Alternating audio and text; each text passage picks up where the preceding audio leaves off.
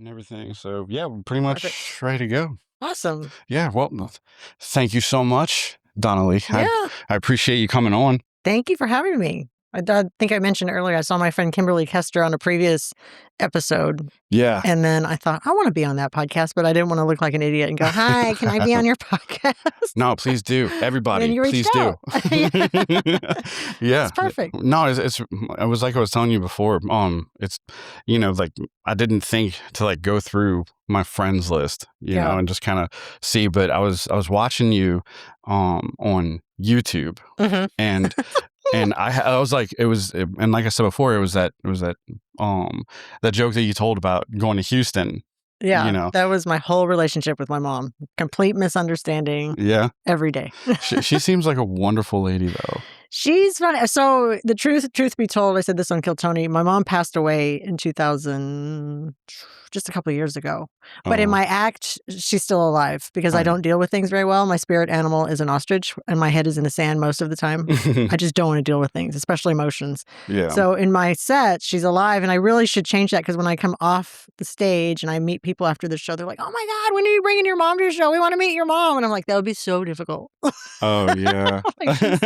She's sort of not with us anymore, but she's alive and well in my stand-up. So Oh, that's great, and I love you do make her come alive with your impressions of her. thanks. Is that Yeah. something that you've done since the beginning of your comedy? Since the beginning. I think we can all make fun of our moms out of Right. love, and everybody can do an impression of their mom, whether it's, scolding you or giving you the look. But yeah, having an immigrant parent just makes it that much more rich with stories. And, she messes up all of her English, and all of her words are backwards. And, they're all true stories, which is easy for me to write. Yeah. Because I'm recanting my memories. And, I'll put a little twist in or make it a little bigger in certain parts of the story. Mhm. So it, feels more like an actual joke. So I'm not just up there, telling my life stories. But Yeah. but it's been fun. It's been amazing. I have a really fun comeback era right now. Oh yeah. No, yeah, I remember you also saying that on Kill Yeah. Tony. When you put your mom like into your jokes like that, do you think to yourself that, okay, I'm gonna write this joke kind of centered around that impression, or is it like something like, oh, my mom's impression would be great right here? Like Yeah, probably both. both. Because my mother, when she would mess up something in English, Mhm. those are the things I remembered. And it was so funny, and people would always laugh. And then I would tell these stories. And I was in sales for a long time before I did comedy the first time, a long time ago. But I would always use my mom's stories to get myself in the door. So I had a really successful medical sales career based on humor. And Oh wow. I would remember, I would go into offices and I would be just another rep, but I would get in the door because I'd just start being funny and telling them stories. And,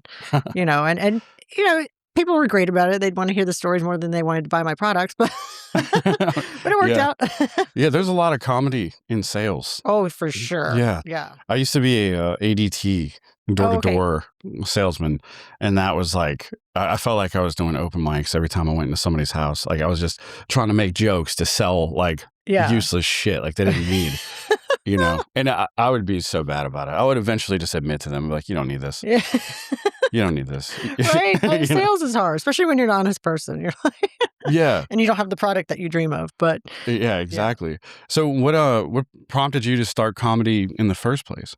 it was 2006, so a Mhm. long time ago, probably before a lot of your viewers were alive and well. But I went through a really horrible postpartum depression when I had my son. Mm. And I came out of it, of course, but I needed some therapy. I needed some temporary medication. It was just a depression I'd never experienced. And when people talk about postpartum depression, I get it. Like, it was devastating because I was the happiest pregnant person in the world. And then I had this baby and all the hormones are all messed up and things just don't go right. And my marriage was not great. And then when I came out of it, I said, I'm going to do, because I survived that, because it was a really dark time for me. Mm. And I thought, when I come out of this, or when I came out of it, I was like, I'm going to do everything I've ever wanted to do.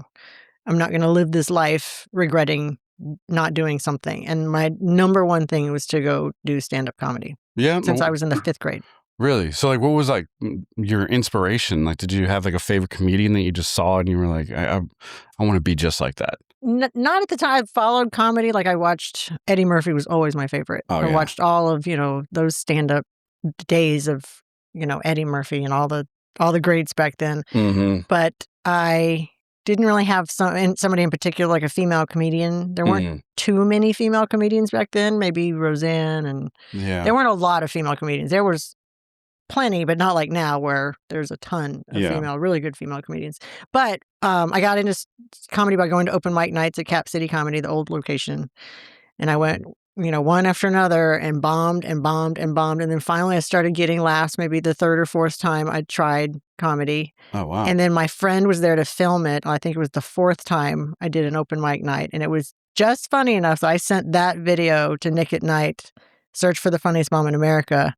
And then they called me and they said, we want you to come try out on the semifinal show. Man, so that was like your third time fourth time doing comedy. But I've been practicing in front of all those sales appointments I had and all these meetings that I held and all these lunches and dinners that I was in charge of. There was always an audience. And I always found a way to turn it into a mini comedy show.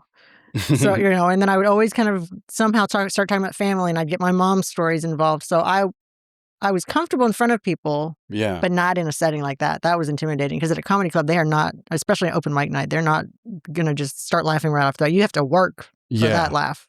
Yeah, that's how I feel here. Yeah. It's like, you gotta work. Like, oh my gosh. Like, you gotta come up with some like breakthrough as like a new comedian. And be different and stand out. Did your mom see your impressions? Yeah, that she did? And I did them in front of her at every dinner party we ever had, and she would just laugh. She's like, "Donna, you're so funny, Donna." And she'd try to get involved, and she'd say things like, "Okay, now tell the story about the time that I went to," and I'll tell right in front of her, and it's funny because she would just laugh and encourage me to tell more stories, and all her friends were like, "Oh yeah, tell the other one where you did last time." Like that's how it all kind of started. Yeah, when you were in school, when I was in school, I was like the class clown, right? And that's kind of like where it started for me. Like that's why I was like, I knew that I was like, I love making people laugh. Were you like that growing up? Were you like also just like, oh, here comes Donna Lee, like she's the outgoing one, Yeah, for sure. I think my classmates would agree. I was in the band in high school and college, and I always had to have that, be the center of attention in some way. And so it started with music. And then I remember I was runner-up in my senior year for class clown, but this guy won instead of me. But I was kind of devastated. I was like, I am so funny, y'all. Yeah. I didn't win the thing I wanted to win, and he earned it. He was funny. He was funnier. Yeah. But I was always that person. Oh, so that's kind of a coincidence. You were the runner-up then, and then you're runner-up for Nick at Night. Right. But you're still going though. I quit though. So I did comedy for about 5 years in 2006. So I did the show. I made it to the top 10. I always joke that I'm the 7th funniest mom in America because they took the top 10 and I got kicked off after the third round. So 3 from 10 is 7, so that's why I joke that I'm the 7th funniest mom in America. That's still pretty badass. It's pretty badass. It's technical, technically not true, but it's sort of true. Yeah. Hey, but it's a fun title. You need these kind of boosts, For sure. And that's the thing about comedy is like, it's not like any other art form. You're up there by yourself, so you need to give yourself these kind of boosts to get you through. You know what I mean? And the accolades that we give ourselves. But so I did comedy for 5 years, but really part time because I had a little baby going through a divorce. But I really, really worked on being a really good host. And that's what I wish everybody would do. Because now it's different. You can start as a feature. Like back in the day when I was doing comedy, you had to start as a host. Like you took your class, and that changed my life, taking a comedy course at Cap City Comedy. So I did the TV show, realized I didn't know what I was doing. And I was devastated that I didn't win the show, but I didn't have the experience. I'd been doing comedy at an open mic for just a few tries. And I wasn't slated to win. I think they just wanted me on there because I was a lot younger then, and I had a fresh set of boobs. It worked. Yeah, I'm working on mine. Maybe I'll one take day. it. Ironically, my boobs saved me on Kill Tony, but we can talk about that in a minute. But I became a really good host for 5 years, and I, would work when I didn't have my kid every other weekend. I would go to Cap City or Houston Improv or wherever they'd have me and host. And that's hard. It's really hard to be a really good host. And I just started to be able to feature when before I quit at 5 years. And then I took 12 years off and I just came back balls to the wall 2024 in May. Oh, yeah. And I was able to start kind of skimming down my day job. And then, so now I just produce podcasts and I do comedy. Oh, that's wonderful.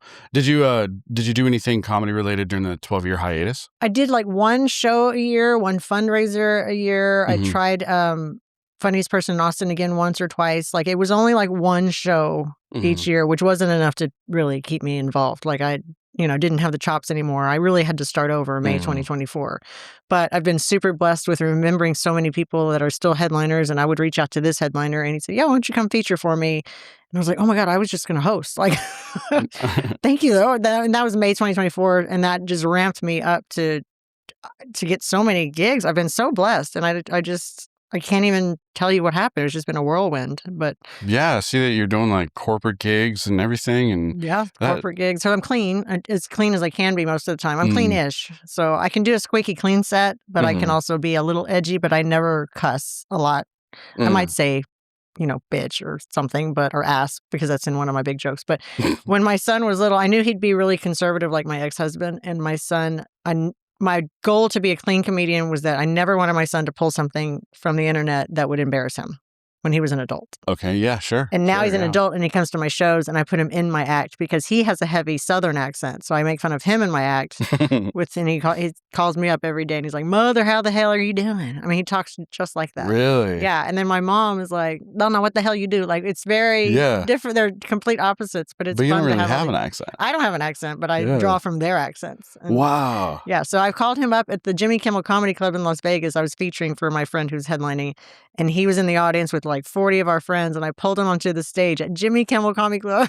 He came up and he Wow. did his impression of my mom saying my name, and then I had him do, "How do you call when you call me every day, how does it sound?" And I gave him the mic, and he grabbed the microphone, and he's like, "Mother, how the hell are you doing?" It was just so funny. That sounds funny. That must have been really surreal It having was your cute. kid up there. Yeah, one of my favorite pictures I have that I've posted a lot is of Sterling standing there doing his impression, and I'm just doubled over laughing, and his girlfriend wasn't supposed to have her camera out, but she snapped a picture, and it's the best picture I have. Oh, that's Yeah, great. it's really cute. Man, I hope that happens. Like, actually, as you said, that you wanna, keep it clean for your kid to be proud. I was sitting there, I was like, "Fuck, I gotta delete a lot of shit." What's ironic is that when my son and I get together, we cuss a lot, like, we drop F-bombs and we laugh, and Mhm. he makes me laugh harder than any human on this planet, and he's Yeah. not even Mhm. trying. Like, he's just the funniest person I know, and Mhm. he's not life of the party guy, he's not big, look at me, he's just very funny, and I am doubled over, can't breathe, laughing at him all the time, so we just have the best relationship, and he's so proud of me, and that's what I wanted. I wanted my son to be Aw. proud of me, and I talked to him too before I got back into comedy, to he and my husband. I was like, "Hey, what do you think about this? Like, this is Mhm. a big life change," and they were both like, "Do it, this has been your dream forever." So Yeah. Did they have any idea about, like, what that life would entail? no, my husband, I'll be totally transparent. We had a tough time with it because all of a sudden I'm going away a Mm. lot, and I'm a homebody. I like being at home. I like Yeah. going to bed at 9. I like I like cooking dinner and all that. And then all of a Mhm. sudden I'm like, "Okay, well, I'm gone this day and that day and this day." And so we really had to kind of regroup and, be super honest about what we're looking at. And now I've been doing this about a year and 8 months back in the scene, and it's been great. We have a great time. He goes to a lot of the shows, and Oh, he does? yeah, Oh, yeah. that's good. In the beginning, he wanted to go to every show, and I was like, "You know every joke I have, and when I see your Yeah. face not smiling, it freaks me out. So either stand in the back in the dark or go outside." But Yeah. it's fine because I'm a lot more confident, having done so many shows in that amount of time. Oh, yeah. Oh, I get that totally 'cause, my first date with my girlfriend was to one of the open mics, and that is, like, the most horrible thing to do, like, ever. I wouldn't do that to her now, you know? Oh, how funny! Oh, it was so bad. Like, so we went to Lucky Duck and then we had to wait. And then, like, I signed up, but I didn't realize that there was a whole tag mic before the open mic even started. So we were just sitting Oh, there for like 12, like, not 12 hours. I'm sorry. I don't know why I said that. But for like 2 hours, we were just sitting there. And she's like, what the hell is going on? oh my gosh! And it was just, but she survived it and And she stuck she around. stuck around and she knows it, so I'm always interested to hear about that side, like, like about like family and their support for it because it is, taxing. It's a lot. It I is a mean, lot. it's not just a new job. It's a new job where you're gone overnight and Mhm. you're making $50, in the Right. beginning, or you're making $200 or, Yeah. but now I'm in a position where I'm producing more shows. So that's kind of taken a turn. I good financial return, so it's making more sense. So I can now, pay for things better and not, Mm. just make that $50 gig 4 hours away. How'd you get into the producing? Was it just you had an idea and then just wanted to make it happen, or? Yeah, I just started watching other comedians and what they're doing, and my biggest inspiration was watching Ernest Evans Sr., who's a comedian in Austin, and he and I became friends because we met through our headliner friend that we have in common, Kat C from LA. She put us on a show together, and we hit it off because we're about in the same age range. I'm older than he is, but the producing side I didn't know about because I never did that before. So getting into that, I had a goal this year of having 5 venues where I want to produce shows and just bring in funny comics, and I would host or headline or feature. My ego's not big. I don't need to go headline everyone. I just want to be there sometimes. So Yeah. it depends on the comedian I'm bringing in. But I had a goal to have 5 venues this year. So right now I'm sitting at like 7. So I'm taking on, I think, a little too much, but it's been so much fun. Oh, and just getting to know these comedians and having such a great time. And who doesn't like to laugh? Right. Yeah. Yeah. Some people in Austin. True. Yeah. Yeah. I wanted to make a shirt that says "Nobody laughs in Austin," and just have it like as an open mic shirt, because it's like I just see it all the time. Like, Oh no. it was like that struggle that you're kind of talking about. It's like I get it though. You know what I mean? And Yeah. It's like, but so you've been doing it like quite a bit, and then you've pretty damn successful. Yeah. Thanks. If I'm you trying. if you look Yeah. at like a resume, like of a normal comedian resume, you're pretty successful. Do you feel that way, or is there things that you're still wanting to accomplish? Oh yeah, I want to accomplish so much more. Like I'm traveling right now. My comedy partner, Megan King, she's a comic out of Dallas, and she's just the funniest female I know. The funniest comedian, female or male. She's just hilarious, and she's a killer. hilarious. So we're touring right now on a tour called Not Our First Rodeo Stand-Up Comedy Tour. And we partner really well together. We're both moms. We're both also in a national touring group called Moms Unhinged.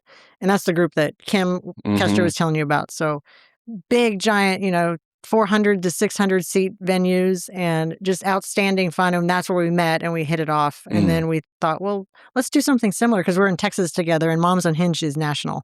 So Yeah. we were like, we just can work well together. Let's do something similar. So now we're getting venues that are, 200 seats or more and booking those man. all over. And I'm still, but the venues I'm booking are 40 to 100 seats, and they're not comedy clubs. They're like tasting rooms or, whatever I can get my hands on that makes sense. And comics will do comedy anywhere, which is brilliant and beautiful. Yeah. Oh yeah. You're just addicted to the laughs. You know? The laugh. Class Just give me a clowns. microphone and I'll give you 3 or 4 comedians and you'll have a great evening and everybody makes a lot of money. Yeah. It's profitable. Is your approach to like those the sizes of crowds different? Like, do you, like, if there's like a smaller crowd, do you have like a different thing in mind for, like, do you want to get like closer to the crowd? You know what I mean? Like, or is it like the bigger the crowd, like, do you feel more separated from everybody, or how does that work? No, I feel a lot more connected with a bigger crowd, but I also, for my comedy, it's more about the type of crowd. So if I'm doing kind of like when I did The Secret Show, I did Kill Tony twice and I got The Secret Show invitation twice. The Secret Show was wonderful and so much fun. And the comedians were amazing. And they were like my Austin idols that I was on a show with these people that I've been watching for a year and a half going, oh my God, I'm on a show with these people. This is so exciting for me. And I was kind of fangirling and I was trying not to, but I'm really bad about that. But that's not my crowd. Like I couldn't win that crowd over. Nobody was giving me a standing ovation in that crowd. A bunch of beautiful 25-year-old precious little people who were just not buying my shit. Yeah. It was just hard. Yeah. I got laughs, but it wasn't, it wasn't my scene. But when I do a Moms Unhinged show, I get a standing ovation for 400 people like a couple weeks ago. Just, Yeah. because there are a bunch of moms. Like I'm doing mom stories about, and then some comics or comedians are like, well, everybody has a mom. Funny's funny. You should be able to translate from here to there. But when I've bombed so hard in front of groups that are, mid 20s to 30s, and maybe it's obviously it's not maybe it's me because I think I just get a little intimidated by that because I'm like, ooh, this is not, they can't relate to what I'm about to say, and I'm already in my head about it. Yeah, your crowd. Yeah. Yeah. How do you handle those bombs? Like, do you know that they're If I'm occurring? bombing? Like, do you feel it, or is it just like I'm just doing my thing here? Like, Right? you know what I mean? Yeah. One of the times I bombed was at a really small. It was a bar. and it was a really cute setup, and I had all the confidence in the world going in for some reason. I was like, I'm gonna crush this set. Yeah. And then every comic before me didn't crush the set. And it was one after another. And I was like, oh, shoot. And then by the time I got up there, I was like fourth, I think. It was just painful. And I was laughing on the inside at how painful it was. But I'd done so much in such a short amount of time, being on so many stages, that had I bombed that hard when I did comedy the first time in 2006 to whatever for 5 years, I would have gone home crying. But this time I bombed. Nobody laughed at me. And I got in my car and I called my son first. And I said, Sterling, I bombed so hard just now. And he goes, Mother, that sounds horrible. And I was like, it was so bad, dude. And he goes, why are you laughing? I said, I just can't help it. You can't help it. I mean, what am I going to do? Go back and beg them to laugh? Like, it was such a learning experience. And I laughed all the way home at how ridiculous I was. Oh, that's good.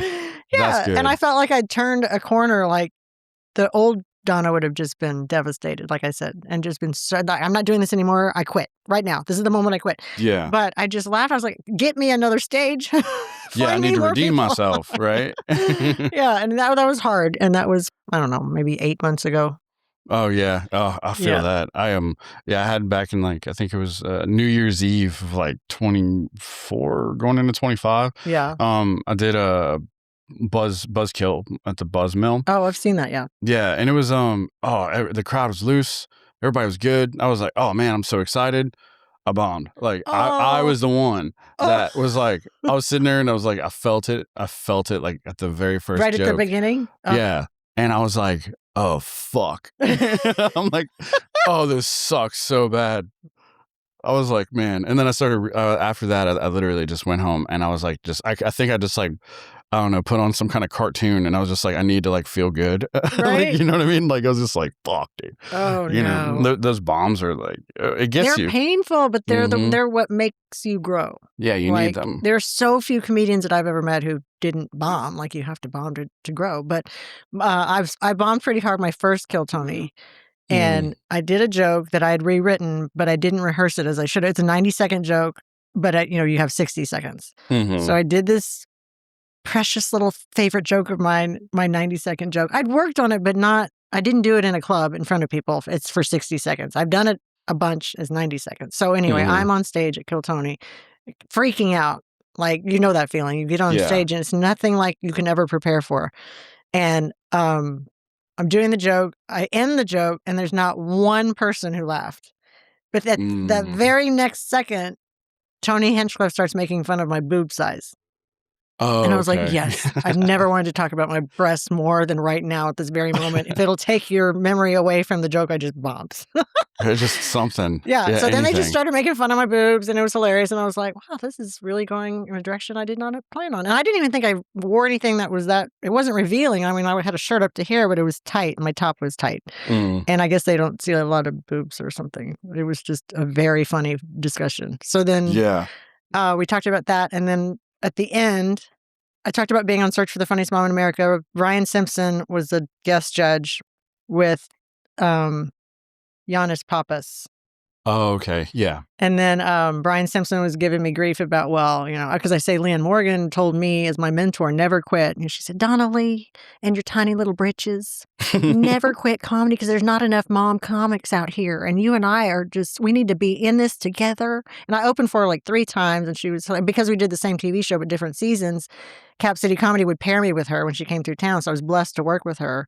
And we would spend the whole weekend together and just talking about comedy and being moms. And she was my biggest inspiration to come back because she's almost 60 and she just hit it pretty big a couple of years ago. She's been doing it for 25 years. Yeah, she's been on podcasts and everything. Yeah, she's been doing all the things and she's amazing and the sweetest woman I've ever met. And I just saw her not too long ago, a few months ago, and she remembered discussions we had 18 years ago. Oh, that's really sweet. Yeah, she had a big giant show and I got to do a meet and greet and I met her through sending a message to her daughter, and her daughter's like, oh my God, yeah, let's set it up. Let's get you to meet my mom. And I was like, what? And then she was like, Donna Lee, how are you? You were going through a divorce and how's your son Sterling? I was like, how do you remember?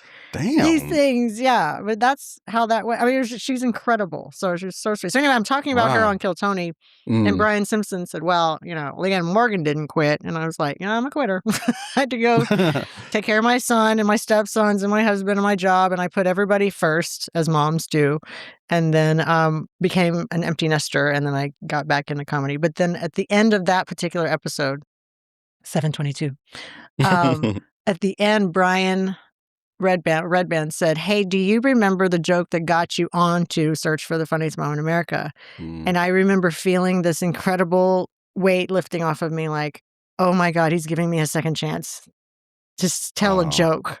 yeah. And so I told my big closer that I tell everywhere, and it's my favorite story about my mom and her silly little donkey. And it just Mhm. gets the biggest laughs because it's dumb. It's just a dumb joke, but it's so silly and funny, and people Oh, it's just such a seem to good like joke. it. I love it. It's my favorite. Yeah, the So I did ass that. joke. The ass joke. And so the Yeah. audience starts laughing really hard. And then Yeah. Tony looked at Red Band, and I'll never forget him saying, "Well, are you going to do it, Red Band?" And then Red Band says, "I'd love to have you on The Secret Show." And I lost my mind and just started screaming and yelling and jumping up and down like a crazy person. And most comics are like, "Okay, cool." I mean, I was like, "Oh no." Yeah. I just won the lottery. That's great though. Do you It know was what I fun. mean? The audience was amazing after that, and they were, I think, cheering me on at that point. Yeah, yeah. I mean, because you were, like, you're up there, you did your thing, and it's just kind of like I get the feeling of like, oh fuck, and it's like so rare for them to even be like, hey, try it again. You try Yeah. to do it again, Yeah. and then for you to walk away with that is really awesome. Well, yeah. Yeah. For them to let me do my close, because that was the joke that landed me that far, that I've been telling the same story forever. Look at that. Yeah. But it still translates. It's still relatable. And Oh yeah, it's my such a good favorite. joke. Yeah, it's so cute. But anyway, so that's how my first Kill Tony went. Yeah. So what prompted you to sign up for Kill Tony to begin with? Were you a fan of the show before? I'll be honest, it was not yet. My friend Dustin at work, he said, "You're getting back into comedy. Well, are you a fan of Kill Tony?" And I was like, "What's Kill Tony?" He's like, "How do you not know what Kill Tony is?" And then I felt like an idiot because I went home and I went down the rabbit hole and I started watching on YouTube. And then, I became a quick fan of this scene. And, and I was like, well, Mhm. shoot, I live here. Like, why wouldn't I go try out? So I went with some friends and tried out 4 times.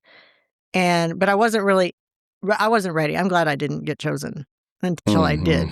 Yeah. But I kept thinking about it, and I thought, well, let me just go back when I feel like I'm a little bit more ready. But I also manifested both times. Like, all day long, I'm a big manifester. I was Mhm. focusing on getting my name called. Kimberly Custer, I'm usually with her when I'm down there, and I visualized telling her, hold my bag if I had a bag with me, and I telling my friend Ernest, call my husband, like I had all these, and it happened exactly like that. Wow. Both times.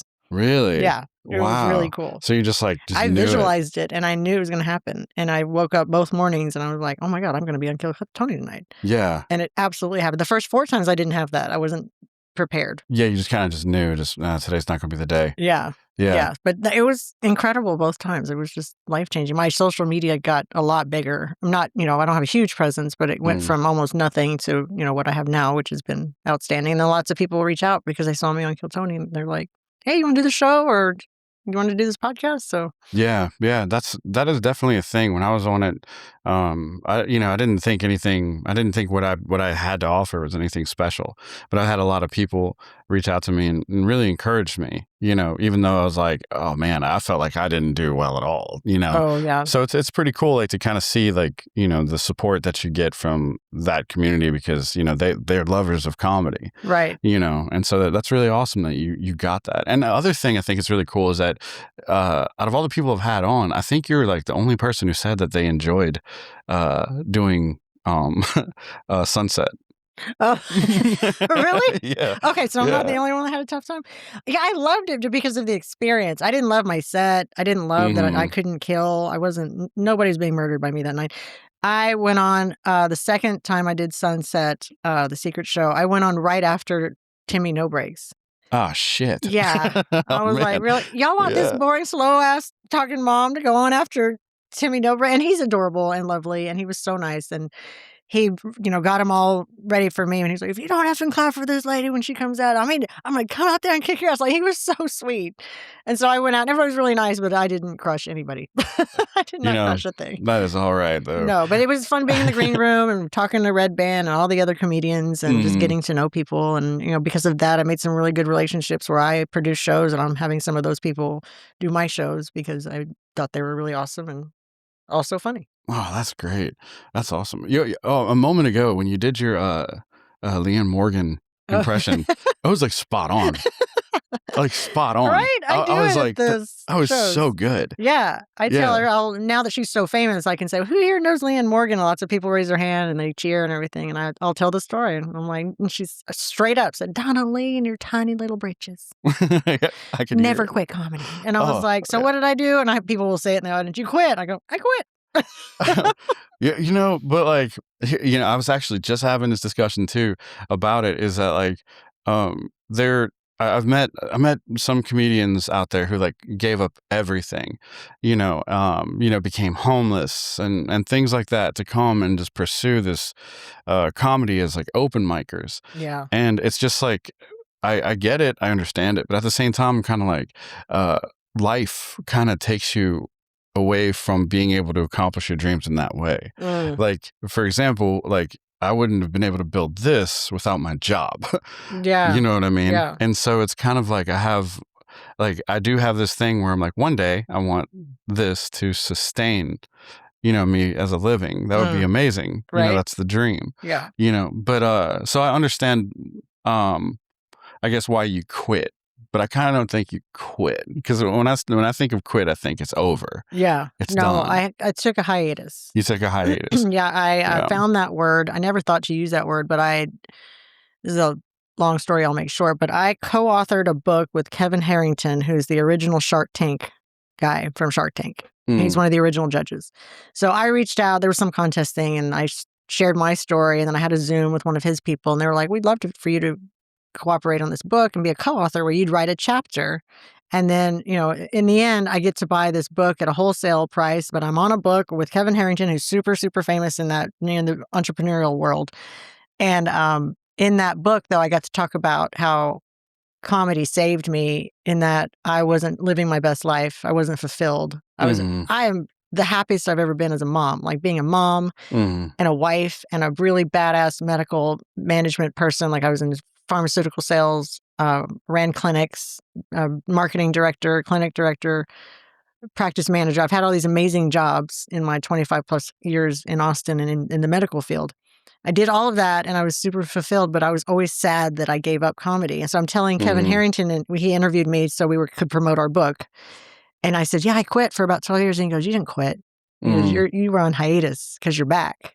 He said, quitting's quitting, like you just said. He said, quitting's quitting, being done. And basically, he's like, you were on hiatus. So ever since then, I try to use the word hiatus. But yeah, I thought about it all the time for those 12 years. And I would do that one show a year I told you about, and I would do pretty average or terrible or just, you could tell that person wasn't practicing because I didn't have a platform to do it by choice. But, I did it, and I would do it all over again to make sure my family was the way they were. I loved being that person. So yeah, you did it right, I think. Yeah, I think so. And when I came back though, I thought I was really hesitant because I was like, who's going to listen to a middle-aged mom lady do clean comedy in Austin around all of these up and comers and young, amazing comics that are hilarious? And then I thought, wait, there's not a lot of me. There's not a lot of mom comics in Austin that are pretty clean who. I'm a hustler too. I'm working hard. Like nobody's handing me anything. I'm going out there and working for it. That's what it takes, though. Yeah. But it shows, because it's, like I said, your resume is extensive. Did you think when you were getting into this that you would be getting on a reality show and doing this Moms Unhinged thing in front of all of these people and stuff? Like, was that like something that you kind of predicted, just like you mentioned a second ago with Kill Tony? Yeah, I'm a big manifester, so I plan things in order in my life as if they've happened. And I think that's where all of my good fortune comes from. I know that's where it comes from. So And if you've known me for a minute, all of my friends are like, "You're the best manifester I've ever seen." Because I'll just think of something and really work on it and see it in my head and write it out and visualize it, and I'll get a call. "Hey, do you want to do the show?" That's crazy. Yeah, there's a big headliner I wanted to work with, and I started following him right when I got into comedy. I was telling my husband, I was like, "This guy's just huge. He's selling out all these auditoriums. I've never heard of this guy." But I'm just now getting back into comedy, so I didn't know everybody. But that particular person I was thinking about, and I was like, "I'm going to do a show with him. I'm going to do a show with somehow. I'm going to open for him and do some sort of show with him some way." And I was sitting at my kitchen counter and I'm looking at all of his posts. And 1 hour later, I got a call from another comedian. He said, "Hey, do you want to feature for this comedian?" That same comedian No way. in an upcoming show. Man, I think I was a part of your manifestations because because somehow I ended up hitting you up and you told me a second ago, you're like, "Oh man, I don't want to reach out to him." Yeah, I that's literally kinda thought funny. I'd love to be on your podcast, but I didn't want to look like a tool and go, "Hey man, what's up? Do you need any guests?" But then I guess a couple of weeks later, you reached out to me. That is so funny. Yeah. Because I don't know. I was just cruising YouTube and, I saw your stuff and I just thought it was funny, and that happens, that happens. It's the reason why I reach out to a lot of Well, it's an comedians. energy thing too. I don't want to get too woo-woo if you think your people are going to think I'm crazy, but it's all about energies and just, we're a physical energy source.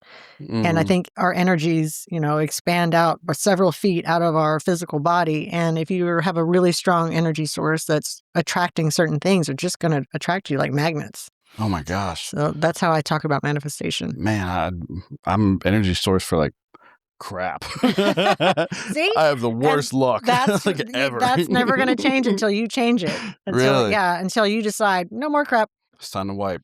Yep. Yeah. All positive things moving forward. Oh man, that's crazy. So getting into the Nick at Night deal, Yeah. right? The funniest mom in America, right? So you said that you sent in your clip from your open mic, and then got on that and everything. What was that process like getting into that? That was nuts. I'll never forget that. My child was little bitty, and I sent in my clip, old school. I had to send in a DVD, no, a VHS, something old that your viewers are too young to remember. I had to mail it, and then when I went to the post office, the person who took it from me at the post office to that I had to pay to mail it to, she said, "Oh, my son lives in this city in LA." It was like a little suburb of LA or something. And I was like, "Oh my God, it's a sign." So Look at that. yeah. And then a few days later, I get a phone call from the producer.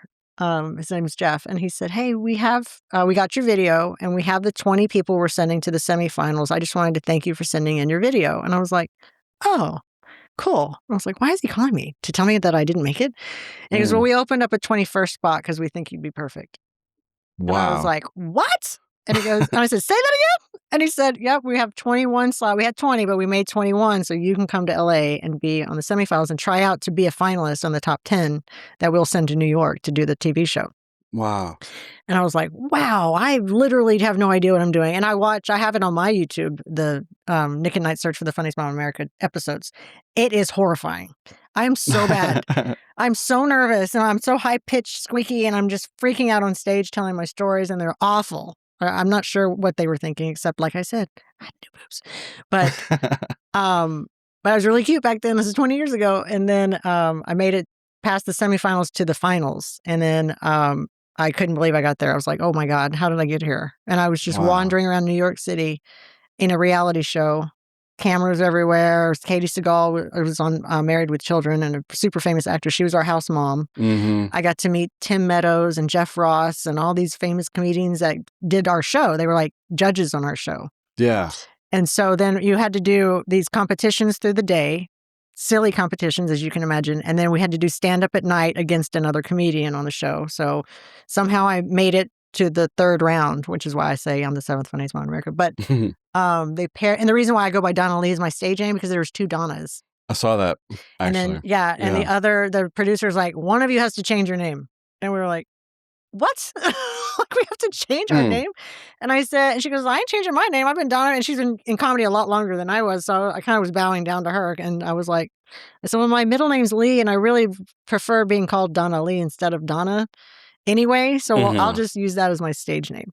So that's how that came about. And then I'm on stage the second to last round before I got kicked off. And Tim Meadows, who I'm a big fan of, he was not a fan of me. I was too fangirly and freaking out. Oh, and I really? was losing my mind. Oh, Because I love Tim Meadows I love too. him, but he would just look at me like I was too over the top for him. He was like, lady. And he would just roll his eyes at me and just like calm down. Wow. But I was really annoying. I was like, oh my God, like I was freaking out because I was his biggest fan. And Oh, I then get it, though. the producers too said, before the show started, who do you really like? And we have certain judges that are going to be on the show or something. And I remember saying, I'm a really big Tim Meadows fan. And I didn't know he was going to be a judge on the show. So this particular day, they said, Donnelly, there's going to be a knock on the door. We want you to open it.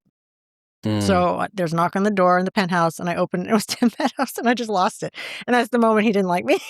Oh, man. I Which would is have been freaking out hilarious. too, though. Yes. I was, love Tim Meadows. oh my God, he's the best. He's And the best. it was yeah. just out of sheer excitement, and I was so thrilled to meet one of my idols. Yeah. Ironically, my comedy partner now, Megan King, she tours with Tim Meadows. So it's just funny how that all worked out. So I'm always telling her, I'm always like, tell him I'm the idiot. And I have a picture of me wrapped around him like a crazy person, and he's standing like this going, oh my God. And I'm just like all up on him. It's the Oh, funniest picture. man, I would be too, though. Like, Right? for real. Like, okay, so in that show, we were talking about my girlfriend with John Cena. Tim Meadows is actually in that show. Oh, okay. And he says, like, his character in that show is, I think it's called Peacemaker. But his character in that show says that he's bird blind, right? And they have this Bird scene where he sees an eagle, and he's like, what is that duck doing there? Oh my God. Oh my that's so gosh, good. that's a duck. And and just the way that Tim Meadows does it. Yeah. And we were just in New Orleans for Mardi Gras, and they had a float with the eagle on it. And I was like, look at that duck. You know, it's just like, he's just so good. He's so good. And it's just the way that he is. So I'm Yeah. totally jealous that you met him. Right? But that's so cool that Yeah. you did. It was you know? cool. And he saved me for the next round because I was about to be kicked off. And so I go up on the stage in New York, this tiny little venue, like Mhm. New York Club, right? Famous. But I step on the stage and I almost fall. So I almost died on national TV. And then I didn't know how to recover from that. And so I said, I guess that was my moment.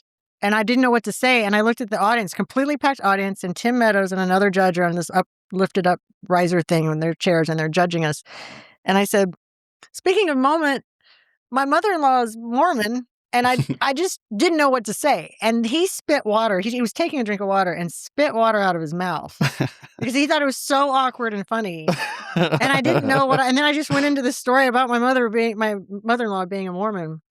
And then he goes, that's what saved you, like later. So that he saved me for the next round. So that's how I made it to the next round. But Did you know that you were going to get another round? Or how does that work? well, you try it. Everybody starts off, in the final 10. And so you do the competitions. And if you lose the competition, you have to go up against the strongest commit kind of thing. So you don't know what you're getting into until you start doing the competitions through the day. So then I think I must have lost a competition to go up against somebody. She had been doing comedy for 16 years, and I'd been doing it, like 4 open mics. That's crazy to me, like, to think. I couldn't imagine, like, me at my 4th open mic, Yeah. all of a sudden being thrusted into a reality show based around stand-up, Yeah. you know? Oh, it wasn't going over well. Some of those ladies were like, you dumb little twat. Like, what are you doing here? And I'm like, I tried out. Yeah. Something was funny, I guess. They called me, Yeah, you know? like, ooh. But there was a couple of ladies who were not very open to that. And then the woman who won, who's still my friend, Ruby Nicholas, she also just started. She did 1 open mic, and No she won. shit. Yeah, she won the whole thing. And some of the comics were very sweet with us, and some of them were like, these bitches. And so, and because she's Pakistani, I'm half Asian. She came to me like week 2, and this is my favorite story that she and I have laughed about for 20 solid years. She came up to me and she said, Donnelly, one of us is going home soon. And I was like, why? And she goes, they're not going to have 2 Asians in the top finals. And I go, who's Asian? Because I didn't think of her as Asian or me as Asian. And I was like, but I looked her straight in the face like, who here is Asian? What the fuck? Are there Asian people here? Like, I had no idea. But to this day, she's like, you dumb idiot. I was like, I don't think of us as Asian. I don't know why. I don't think of people that way. I'm just like, That's so good. That is, oh my gosh. it was pretty funny. Yeah, that's another thing I've discussed with people too, is the the idea of that very same thing of people who get on Kill Tony, and it's like maybe their second or third time doing stand-up ever. Oh, I hate that. And then somehow, Yeah. like, I don't know. Unless they're good. I don't hate it if they're good. But Yeah. it bugs me if they know they shouldn't be doing it because they took that opportunity away from somebody who's been working really hard. Right. And then they go Yeah. on, they're like, I've never done this before. And I'm like, oh, you're in front of a sold out crowd of 7,000 people. Yeah, some shit like that, right? And then like I think there was a couple golden ticket winners who they got that Wow. right off the bat. And I'm like, I couldn't even imagine. Good for them, though. Yeah. Yeah, If they can get that far. Yeah, I couldn't even imagine that pressure of just Yeah. like, having, like, and being invited back, being like, come on back, come on Right. back, come on back. You Those know? are the Jim Carreys and the Robin Williams of the world. Right. Right? Yeah. Natural talent. Just the natural Yeah. ones. I didn't have that natural talent. I had to work. The rest of us have to work. Yeah, I got to work hard. Like I don't know what it is. It's like whenever I get up on a stage, it's like everybody's like, I don't know if this dude is gonna be funny. Right? You I know? get that when I walk onto a stage and it's a younger crowd, they're just like, oh, there's Yeah. this old lady. She's this Caucasian middle-aged mom lady. But when I do a Moms Unhinged show, Mhm. you walk out and they just start clapping. They're like, My "Oh, yeah." favorite shows are prison shows. Have you done a prison show? I've never done a prison show. You've done a prison show? I've done a couple. They're Whoa. amazing. So it's for a female comic. My friend Thomasine, she puts me on these shows every now and again, but it's female inmates, correctional facilities. That's what I was about to ask. Is it, But they get it's like a It's not gonna treat be for the men. them. Yeah, no, I know. I thought you're going to put me in a show with a bunch of male. And Yeah. she's like, no, it's a female correctional facility. And I was like, oh, cool. But those crowds are like Moms Unhinged. They're your biggest fans the moment you walk up. They're so happy. They've been working a whole year to get to the show. And if they mess up and do anything wrong, they get that taken away from them and they can't go to the stand-up comedy show that's coming in once a year. Right. But I've done a few of those and they're absolutely awesome. Oh, crazy. Like when you first said prison show, I was like, I've done the Creek. Like, I was like, I mean, Actual prison. Yeah. but I was like, oh man, that's that's wild. I wouldn't- mother, how'd you get on that? Yeah, my friend Thomasine, she's also she goes around and does not missionary. What do they call it? She's part of like a church group where she goes and she ministers to these ladies, and so she does like monthly or weekly ministers to the ladies in the prison. So she started doing comedy shows. So it's got to be super squeaky clean. Not one word could even be close Yeah, to a you bad can't rile word. anybody up. Except she lets me say ass for my donkey joke, my closer. So, Mhm. but I'm not kidding. These ladies are so fantastic and they're so excited to be there and they are your biggest fan. I mean, you can just say a knock knock joke and it's the best thing they've ever heard because Yeah. they don't have, comedy at their disposal. Obviously, they got to work to earn it. Yeah, it clears a redundancy of life in that, and that kind of thing. Was this like a low, what do you call it? Like not a maximum prison, like a lower prison? Yeah, a minimal. Minimal, yeah. It wasn't a maximal, situation, maximum prison kind of thing. But Man. it was still a little intimidating. The first one I did, I remember thinking I was very nervous because there was 300 ladies in the room, and they were playing some crazy, super fun, danceable rap music. And it wasn't like clean rap too. It was like rap. And everybody knew all the words to the song. And I was sitting there, I was like, oh, I don't know this song. Can we put on the Grease soundtrack? Because I know all those words. But I was sitting there, and then Thomasine, it was me and Thomasine and two other comedians. And I was just terrified because I was like, I don't know what's going to happen. And there was like hardly any security there. There was just like a whole bunch of them. But everybody was, they sat where they were supposed to and they were organized. And the minute any of us started talking, and we all got a standing ovation. Like all four of us got a standing ovation. Oh, that's great. One after another. And they were just so sweet. And they were just the sweetest little precious ladies. Man, They might have made a bad decision or two, but they were some sweet people. Yeah. I bet I would, if I did that, I would probably feel like Johnny Cash, like doing like Folsom or something like that. You know what I mean? Told everybody I'm the Johnny Cash of female correctional facilities. There you go. Oh, that's great. That's man. I love that. Like, it's just you're full of surprises with this stuff. Like, I wasn't even thinking about like what's the craziest place you've ever performed, but now I'm like, is there anywhere like else that you've done that's just The craziest place I've ever done comedy is at this precious location in New Braunfels. I forgot what it's a theater, like a dinner theater place. Silver Spoon. Silver Spoon? Silver with a Y instead of an I. And I'd done a show there before, and it was fine. And you have this little stage, and it's also like a dinner theater setup. So you're standing on the stage, and there's like furniture behind you. So it's like they do theater there for the people who just had dinner in the adjacent restaurant. This one night, though, they sold it out. And so I'm on a show with 2 other ladies. And so the bottom area is sold out. And then there's this a loft area that was also sold out. So the manager wanted us to do comedy in the place that made the most sense. If we were on the stage at the bottom, the loft people couldn't see us because they're so far up. So they had us do comedy on this little space as wide as your desk, 20 feet up. What? And there was no railing. What? It was terrifying. And I was I was so scared. I was just standing against the wall. But it was literally enough for us to stand, but we couldn't do any, motions and walk around and stuff. Yeah, like don't move. It was probably twice as long as your desk, but as the same width.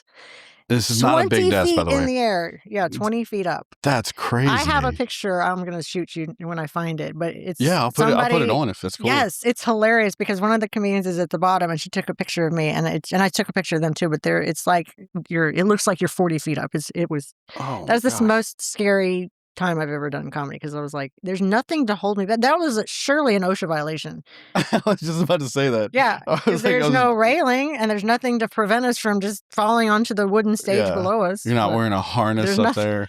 I'm sure they didn't do that again because I told the producer who wasn't there, he produced the show, and I sent him the picture. He's like, I am so sorry. He goes, that should not have happened. And I was like, oh my gosh. Yeah. I would have been like, before I even got up there, I'd be like, is this kosher, motherfucker? Yeah. Like, it wasn't like it was just a lever. We didn't even know what it would hold. Like, is it going to hold 200 pounds or 400 pounds or 20 pounds? that would be my concern because I've broke the stage at Shakespeare's many times. Oh no. Yeah, like it's just like falling apart on me.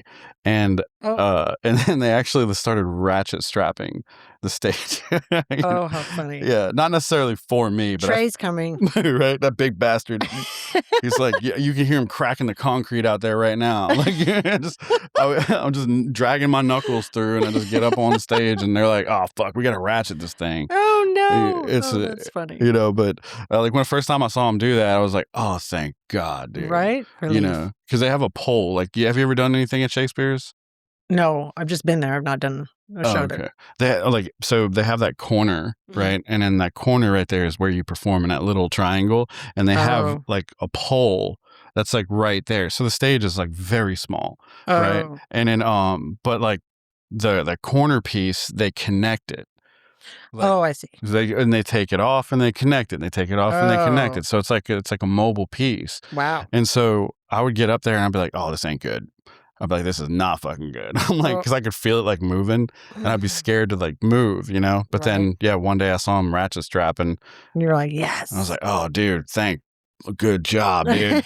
I'm glad we figured that one out, man." That's hilarious. Yeah, it's just the crazy conditions that you have to perform in. And look at us. We'll do it anywhere, right? Yeah. Just do comedy wherever people are standing or sitting or.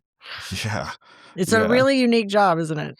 It really is. It really is. And like, it's really about adapting, like you just got to adapt to things. And, it's one of a kind, For sure. Have you ever done theater at all? No, I've not done theater, but I've done, I minored in jazz improv in college. So I played saxophone. You play saxophone? Yeah. And I just got it out recently and started posting about it because I haven't touched it in so many years. And I picked it up and started playing Careless Whisper like it was yesterday. Like it was so much fun. That is so badass. But I compare playing that. So jazz improv is you have to, you're reading music. All these notes are on a sheet of paper and you're reading music and you're playing your saxophone. But then jazz improv, you have to improvise on top of all of that. So you're thinking you're using left brain, right brain, and you don't know what notes you're going to use until you're in the moment. And they have to be in the structure and in the, the right format and the right key, obviously. But comedy to me is very similar. And somebody told me once, which I thought was really sweet and flattering, that maybe you have good timing because you did jazz improv. because she was commenting on a joke where she thought I had good timing on that particular joke. And she was like, and then I said I did jazz improv. Anyway, comedy, you and I have a joke. We're going to Mhm. go out and tell this joke that we've written and perfected as much as we can. But that guy's heckling you, and this lady's got her phone's ringing, and these people aren't laughing in the front, and the people in the back are walking out. So you've got to Mhm. adapt to all of that while Yeah. in live, it's real time, Oh yeah. and you have to figure out what's going on. How can I fix all of this Yeah. while I'm telling these jokes out of my mouth? It is jazz. Yeah, it's jazz improv, it is basically. jazz. It's the same left brain, right brain. So if you can do one or the other, it's just, if you know that feeling when you have a killer set, you're like, oh, Mhm. yeah. That's I forgot who it was, but I had a guest on here and we were discussing joke writing, and I was explaining that I write jokes like I write songs. Like there's a cadence, there's a beat, Oh, there's yeah. like a way that you do it, and I write it almost like lyrics, Huh. where it's where it basically like, yeah, it's just if a line is too like off, I feel like the joke isn't gonna land, because I almost feel like I'm sort of, for lack of a better way of putting it, like I almost feel like I'm kind of singing the joke. Oh, that's cool. You know what I mean? Like Yeah. I'm saying it in a beat, and that's how I remember it. Oh, that makes sense. Yeah, is that kind of like do you have something like that? Like Yeah. how do you go about your That makes a writing? lot of sense. I don't do it in a sing-songy way, but my first music instructor in grade school, she taught us how to play music like if the notes were da da da da da, she would make us play it like that 5 times and then do it backwards and go da da da da da da. So you would memorize those Oh. notes. So that's how I memorize jokes, because I have severe ADHD. Mm. Like Same. wicked. I think so many comics struggle with ADHD and writing their jokes, 'cause I have such a tough time writing. But when I get a joke down that I figured out and figured out the cadence and where I'm going to land with the punchline, Mhm. I say it in my head or out loud, and I'll say it a certain way, and then I'll say it like I'll change the beat of the joke. Yeah. So I'm saying it because I have this Bucky's joke that I cannot ever remember. I don't know why I keep messing it up. I've gotten it, now I can get it down. But in the beginning, my husband would just start cracking up. He's like, "How do you F up the Bucky's joke? You've said it in the car to me 1,000 times." Yeah. And so then I started having to rehearse it that way, where I'd practice it, a certain way, and then kind of reverse the words. So it Yeah. made sense, and it forced me to memorize it. So now I haven't messed it up in the last 3 shows. Yeah. Yeah, it's kind of like poetry. Yeah. There's yeah. like a way, there's like a stanza, there's like a Mhm. way that you write the jokes, Yeah. and at least that's the way that works for my mind, because Yeah. if I just write it like willy-nilly, I'll never remember it, Right. Yeah, for But- sure. And then I have it's not a secret, but I have Megan. So Megan King, my best friend and comedy partner, she teaches comedy. And Oh, that's a little nice. intimidating for me, because she's been in it 10 years as a full-time comedian. Well, she had other jobs, but now she's a full-time comedian, but been doing 10 years of straight comedy. She's a killer on stage. Mm. But she's also a teacher. She teaches level 1, 2, and 3 to students in Dallas. And that, I was like, oh my God, she's going to watch my set and go, this bitch, Mm. she doesn't know what she's doing. But so I started to really I had to really take some time and go, okay, I need to really focus on writing better and writing Yeah. more and understanding, what I'm doing. And she opened my trunk once we were at a gig together somewhere far away. And I opened my trunk because I was at the store and I was putting something in, and she said, "What is that?" And it was my joke board. So I have a big joke board and I have a little joke board. And because of my ADHD, this has helped me so much. And I came up with this on my own just after trial and error. Mm. I put all of my jokes on the joke board with sticky notes. So all the sticky notes in each line item are the same color. So Okay. I memorized. So you have your jokes, and you just have the title of your joke, so you know what that joke is, right? You don't have to write Mhm. out every joke. Right. So on each sticky note, I have the jokes in the order, and then it's kind of like a chronological way that I go through my set when I have a 40-minute set or longer, or if I have a 20-minute set. But in my head, when I'm on stage, because my ADHD kicks in so hard, I can see the joke board. It's like a little vision board, but it's jokes. I can see the color of the Oh. sticky notes, and I can see where in my head I can see where I'm going on the board. Oh wow. Yeah. So if that helps anybody out there, it may sound crazy, but it helps me. Shit, that might help me, to be honest Yeah. with you, because that's my thing. Like I get like the ADHD like real bad, like with it, Yeah. and I didn't realize how bad it was until I got like diagnosed with it. Yeah. And it's like, it's crazy. But what I'll do is I will I'll get excited to write. I'll go grab the pen. I'll go grab the notebook, and then all of a sudden I'm eating and watching cartoons. Like, you know what I mean? Like something like that. Yeah, I get that. It's just like all of a sudden I'm like, oh fuck, I'm supposed to be writing right now. Yeah, no, I do It's that. just- I can't have one thought that lasts more than 3 seconds. I'm squirrel all day long. It's frustrating. Yeah, you ever seen that Malcolm in the Middle clip where Bryan Cranston, like his wife asks him. I've never seen that show. I just saw it on YouTube. Mm-hmm. But his wife asks him to like change a light bulb, and then like a whole bunch of shit happens. But basically, she comes home and he's under the car working on the car, and she's like, "Did you change the light bulb?" And he's like, "What do you think I'm doing?" And I'm like, "That's it. That's literally it." I felt that on like a spiritual level. Right? I That was really like- hit home for you. Yeah, That's I'm like, so because I funny. will do like weird shit, like like I just it's so weird. Like I'll order brooms, like I don't like, I'll be like, shit, I'm supposed to be writing, and next thing you know, I'm ordering brooms. Yeah, that's so funny. Or like calling my brother and being like, dude, you see that new UFO video? He's like, Trey, pen to paper. I'm like, sorry, it's like it happens all the time. I know, me too. I'm like, and I have to talk, and like most people, I guess I talk a joke into my phone. So I've got a bazillion jokes in my phone, and then to get that from my phone into my computer or writing it out, 100 things will happen that will take me away from that. Yeah, They're just they're just still living in my phone. yeah. I do the notes. And, Mhm, like I yeah. just get on my notes and I'll just write it down real quick because I know I'm not You're going gonna to do forget, it. yeah. Because I tried that voice memo thing and I had like 12 voice memos that I was like, what the fuck is this? Because all you'd hear is me like, and then it would stop. It would just be like, and then it would just stop, and that's it. That's funny. Yeah. Like there was a golden joke in there somewhere. I was like, what the That's fuck funny. is this? And I had Yeah. like 6 of them like that. I was- Yeah, I do the notes too. You got to get it somewhere in your phone. But Yeah. but getting them out of your phone onto paper is the hard part. That is the hard part. It is. I wish there was ways like that. But I love that you've figured out that little like kind of like it takes it out of your head and puts it right there. It's physical. Like I It's can see it it's when I physical. get really, really nervous. I'm like, okay, where am I at on the joke board? And then I'll remember, okay, I was talking about my mom. Now I'm talking about my husband. And I can see Mm. right now, I can see my sticky notes. But I went to Michael's and got a big board. I got a black board, and then I got a bunch of colorful sticky notes. And that's how I get through my set. Yeah. That makes perfect sense right there. I might have to try something like Right? that. And then what I did to really hone in on the time is that I would stand. This is embarrassing, but it's true. We've all done this, I'm sure. I would go in my garage and talk the jokes out, Yeah. and I would time it. I have my timer, and then on each sticky note, I would write in the beginning, okay, that joke was 3 minutes, or that joke was 1.2 minutes, that joke was 38 seconds, and then I would add that up, and I'm like, oh, I'm shy of 30 minutes. What joke can I put in where that makes sense? So then I can do the math and figure out okay, I have a 20-minute set tomorrow. And now I don't do that. Now I know I'm doing more than I did obviously before. Yeah. But back in the beginning when I was getting longer sets, I was like, oh God, how am I going to do this?